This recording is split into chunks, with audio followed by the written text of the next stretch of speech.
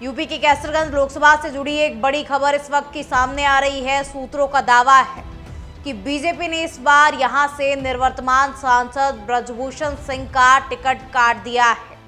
उनकी पत्नी या बेटे को टिकट दिया जा सकता है। ब्रजभूषण सिंह पिछले कई दिनों से अपने इलाके में तेजी से चुनाव प्रचार कर रहे हैं। अभी तक कैसरगंज और रायबरेली सीट पर बीजेपी उम्मीदवार नहीं तय कर पाई है। कहा जा रहा है कि अमित शाह ब्रजभूषण सिंह से बातचीत कर उनके परिवार के किसी सदस्य को टिकट देने के लिए सहमति बनाएंगे। कहा यह भी जा रहा कि बीजेपी ब्रजभूषण के छोटे बेटे करण भूषण सिंह को टिकट दे सकती है। बड़े बेटे प्रतीक पहले से ही बीजेपी विधायक है। मीडिया रिपोर्ट्स के मुताबिक बीजेपी आलाकमान जल्द कैसरगंज सीट के प्रत्याशी का ऐलान कर देगी। आपको बता दें कि महिला पहलवानों के यौन शोषण मामले को लेकर हुए विवाद के चलते ब्रजभूषण सिंह की दावेदारी पर प्रश्नवाचक चिन्ह लगा हुआ था। ब्रजभूषण सिंह का कैसरगंज के अलावा आसपास के लोकसभा सीटों पर भी प्रभाव माना जाता है। सूत्रों के मुताबिक बीजेपी ब्रजभूषण सिंह के बेटे करण भूषण सिंह को कैसरगंज सीट से टिकट दे सकती है। आपको बता दें, करण भूषण सिंह ने लोकसभा कैसरगंज से 4 सेट फॉर्म ले लिया है। ये जानकारी बीजेपी की तरफ से ही दी गई है। यही नहीं, पार्टी उनकी पत्नी के नाम पर भी विचार कर रही है। करण भूषण सिंह बीजेपी सांसद ब्रजभूषण सिंह के छोटे बेटे हैं। बड़े बेटे प्रतीक को इसलिए टिकट नहीं दिया जा सकता क्योंकि वो पहले से ही बीजेपी से विधायक है। ब्रजभूषण सिंह पर महिला पहलवानों से यौन शोषण के नाम के आरोप भी लगे हुए हैं, जिसके चलते ही बीजेपी टिकट काट सकती है। हाल ही में ब्रजभूषण सिंह ने बीजेपी को इशारों ही इशारों में संकेत दिया था कि अगर पार्टी उन्हें टिकट नहीं देती है तो वो अन्य विकल्प तलाश सकते हैं। ब्रजभूषण सिंह ने गोंडा में पत्रकारों से बात करते हुए कहा था कि कैसरगंज सीट से दोबारा मैदान में उतारने के फैसले में देरी के लिए उन्होंने मीडिया को जिम्मेदार ठहराया था। टिकट में हो रही देरी पर उन्होंने कहा था कि ये मेरी चिंता नहीं है, ना कि आपकी वजह से मेरे टिकट में देरी हो रही है। उन्होंने ईद के मौके पर मुस्लिम समुदाय के नेताओं से मुलाकात की थी और उन्हें बधाई भी दी थी। मुस्लिम नेताओं के साथ बैठक को लेकर उन्होंने कहा था कि मैं धर्म की राजनीति में विश्वास नहीं करता। मुसलमानों के पास जाना, उनके त्योहारों पर उन्हें बधाई देना कोई अपराध नहीं है।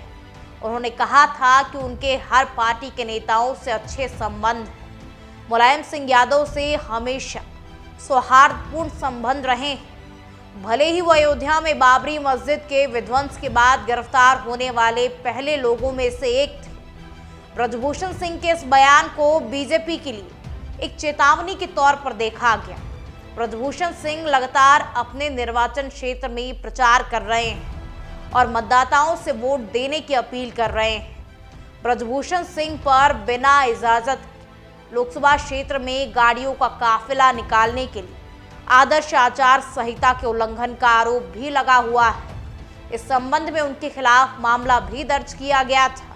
आपको बता दें, कैसरगंज लोकसभा सीट पर 5वें चरण में वोटिंग होनी है। 20 मई को वोट डाले जाएंगे।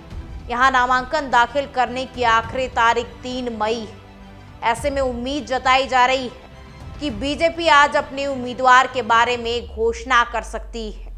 ऐसे में कैसरगंज लोकसभा क्षेत्र में मतदाताओं का गणित जानना बहुत ज्यादा जरूरी है।